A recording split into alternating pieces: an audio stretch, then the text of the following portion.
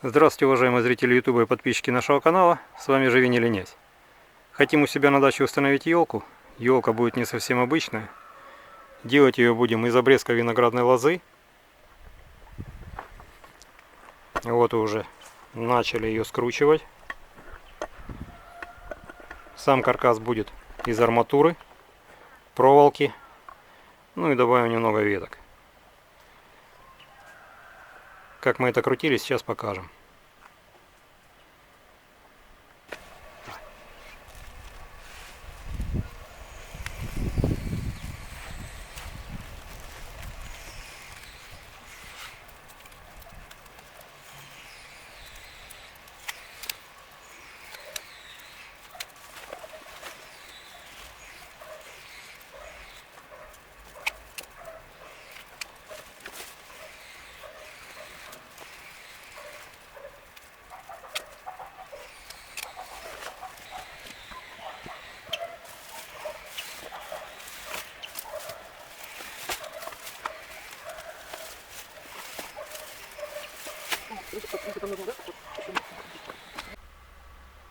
Подготовительные работы закончены.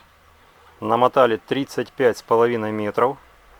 Этого, конечно, много, но лучше перебор, чем недобор. Сейчас сделаем игрушки. Ну а потом уже будем выращивать елку. Так что, кому интересна новогодняя тема, усаживаемся поудобней, берем чаек, кофеек. Ну а мы за работу.